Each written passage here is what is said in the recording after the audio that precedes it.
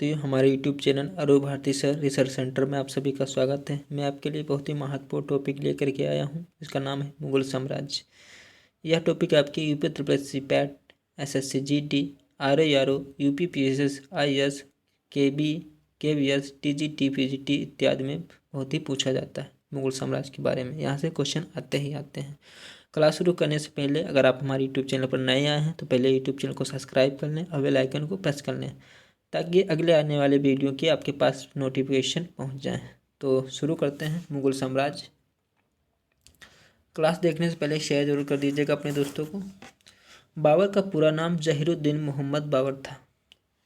आपसे पेपर में पूछा जाता है कि बाबर का पूरा नाम क्या था, तो बाबर का पूरा नाम था जहीरुद्दीन मोहम्मद बाबर था। पानीपत का प्रथम युद्ध 21 अप्रैल 1926 को बाबर तथा इब्राहिम लोदी के बीच हुआ। जो आपका पानीपत का प्रथम युद्ध था वो किसके किसके बीच हुआ था? बाबर तथा इब्राहिम लोदी के बीच हुआ था। कब हुआ था? 21 अप्रैल 1526 को बाबर तथा इब्राहिम लोदी के बीच हुआ था पानीपत का प्रथम युद्ध। आगे देखते हैं। 27 अप्रैल 1526 को बाबर ने अपने आप को बादशाह घोषित कर भारत में मुगल साम्राज्य की नींव डाली। 27 अप्रैल 1526 को बाबर ने अपने आप को बादशाह घोषित किया और फिर मुगल साम्राज्य की नींव डाली। आगे देखते हैं। क्लास को शेयर जरूर कीजिएगा। और यहाँ से क्वेश्चन आपके रिपीटेड बहुत ही क्वेश्चन आते हैं। भारत में सर्वप्रथम पानीपत की पहली लड़ाई में तोपों का प्रयोग किया गया था। जो आपकी तोपों का प्रयोग किसमें किया गया? भारत में सर्वप्रथम पानीपत की पहली लड़ाई में क्या किया गया? तोपों का प्रयोग किया गया। खानवा का युद्ध 16 मार्च 1527 को बाबर और राणा सांगा के मध्य हुआ। जो आपका खानवा का युद्ध है वो 16 मार्च 1527 को बाबर और राणा सांगा के बीच होता। कौन सा? खानवा का युद्ध। कब? 16 मार्च 1527 को। खानवा के युद्ध में बाबर द्वारा जिहाद का नारा दिया गया। किसका? जिहाद का नारा दिया गया। कौन से युद्ध में? खानवा के युद्ध में। और खानवा का युद्ध कब हुआ? 16 मार्च 1527 को। किसके किसके बीच हुआ? बाबर और राणा सांगा के मध्य हुआ। और युद्ध में बाबर द्वारा जिहाद का नारा दिया गया। और इस युद्ध में जो खानवा का युद्ध हुआ था, राणा सांगा इसमें क्या हुआ? पराजित हो गया था। और खानवा के युद्ध में बाबर ने कौन सा नारा दिया था? जिहाद का नारा दिया था। खानवा का युद्ध कब हुआ? 16 मार्च 1527 को हुआ। आगे देखते हैं। ध्यान से पढ़िएगा, आराम आराम से पढ़िएगा और साथ में याद भी करते चलिएगा और समझते जाइएगा। इसी युद्ध में विजय श्री मिलने के उपरांत बाबर ने गाजी काफिरों को मारने वाला की उपाधि धारण की।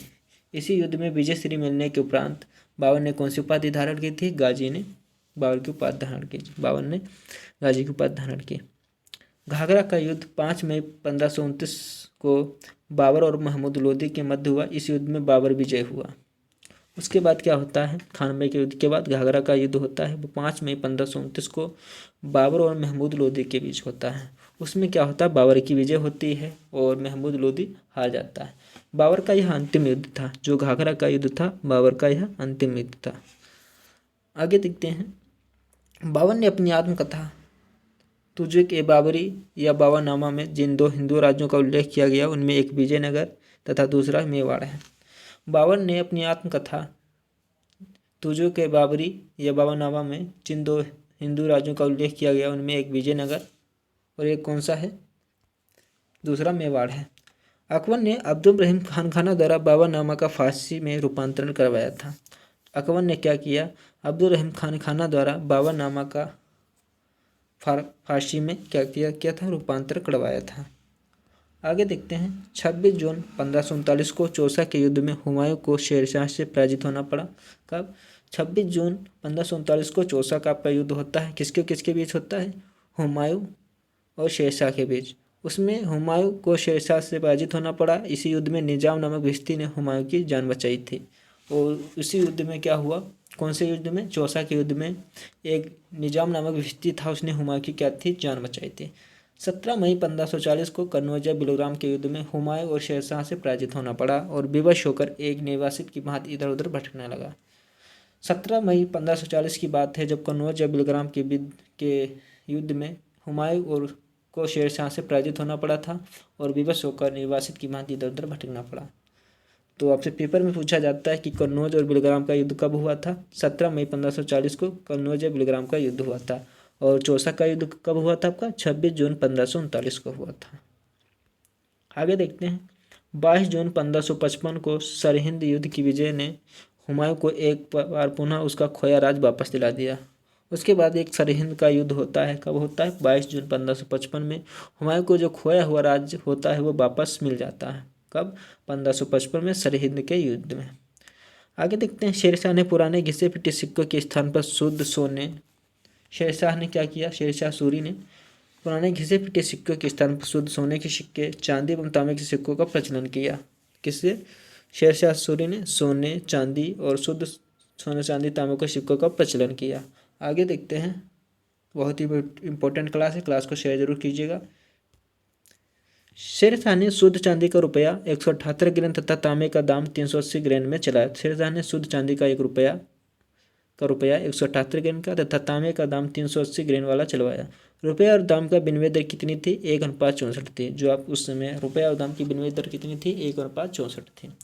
हाजी बेगम ने अपने पति हुमायूं के मकबरे का निर्माण दिल्ली दीन पनाह में 1565 और 72 ईस्वी में करवाया था। हाजी बेगम ने अपने पति हुमायूं के मकबरे का निर्माण कहाँ करवाया? दिल्ली में, जिसे दीन पनाह कहते हैं, 1565 में करवाया था। हाजी बेगम ने, किसने? अपने पति के मकबरे का निर्माण दिल्ली में करवाया। आगे देखते हैं, शेरशाह सूरी। शेरशाह सूरी ने मारवाड़ के युद्ध में राजपूतों के शौर्य पराक्रम से प्रभावित होकर कहा कि मात्र एक मुट्ठी बाजरे के चक्कर में मैंने अपना साम्राज्य खो दिया है। शेरशाह सूरी ने मारवाड़ का युद्ध हुआ, राजपूतों के शौर्य पराक्रम में प्रभावित होकर क्या कहा था शेरशाह सूरी ने? मात्र एक मुट्ठी के बाजरे के चक्कर में मैंने अपना साम्राज्य खो दिया होता।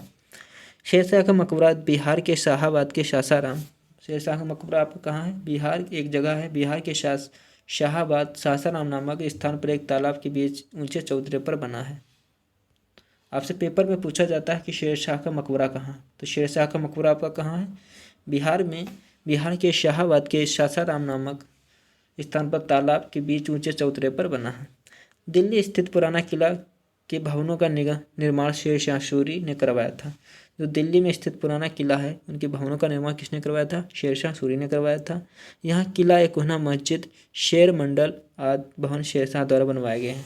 और यहाँ पे क्या बनवाया गया है? किला, एक कोहना मस्जिद और शेर मंडल आदि भवन शेरशाह द्वारा बनवाए गए थे। आगे देखते हैं, कृषकों की मदद के लिए शेरशाह ने पट्टा एवं कबूलियत की व्यवस्था प्रारंभ की। जो कृषकों की मदद के लिए शेरशाह ने क्या किया? पट्टा एवं कबूलियत की क्या की व्यवस्था प्रारंभ की। अकबर ने सर्वप्रथम कछवाहा राजपूतों से वैवाहिक संबंध स्थापित किए थे। अकबर ने सर्वप्रथम कछवाहा राजपूतों से वैवाहिक संबंध क्या किए थे? स्थापित किए थे। आगे देखते हैं, बिहारी मल, जिसे भारमल कहते हैं। बिहारी मल पहला राजपूत राजा था जिसने स्वेच्छा से अकबर की अधीनता स्वीकार की।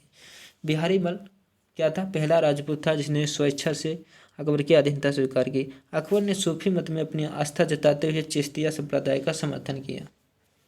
अकबर ने किसका किया था? चिश्तिया संप्रदाय का समर्थन किया था। क्यों किया था? अकबर ने सूफी मत में अपनी आस्था जताते हुए किया था। आगे देखते हैं, माहम अनगा के पुत्र अधम खां 1565 में अकबर ने स्वयं मारा था। अकबर ने स्वयं मारा था क्योंकि उसने अकबर के प्रधानमंत्री अतगा खां की हत्या कर दी थी। माहम अनगा के पुत्र था, उसका क्या नाम था? अदम खां को 1562 में अकबर ने क्या किया? स्वयं ही मारा था। अब क्यों मारा था? क्योंकि उनके अकबर के प्रधानमंत्री अतगा खां की हत्या कर दी थी उसने। आगे देखते हैं, दुर्गावती गोंडवाना के हिंदू राज की योग शासका थी। दुर्गावती जो एक रानी थी, वो गोंडवाना हिंदू राज की एक योग शासका थी। अकबर के आक्रमण 1564 के फलस्वरूप सत्य से गिर जाने पर इस वीर रानी को आत्महत्या कर ली थी। इस वीर रानी ने क्या की थी? आत्महत्या कर ली थी। क्यों कर ली थी? अकबर के आक्रमण के फलस्वरूप सत्य से घिर जाने पर, इसने सत्य जब इसके चारों ओर से घेर लिया शत्रु ने, तो इसने अपनी खुद आत्महत्या कर ली थी। आगे देखते हैं, हल्दी घाटी युद्ध के पीछे अकबर का मुख्य उद्देश्य राणा प्रताप को अपने अधीन लाना था। आपका हल्दी घाटी का युद्ध जो था वो किस लिए था? हल्दी घाटी के युद्ध के पीछे अकबर का मुख्य उद्देश्य क्या था, इसके बारे में पूछता है। इसका मुख्य उद्देश्य था राणा प्रताप को अपने अधीन लाना।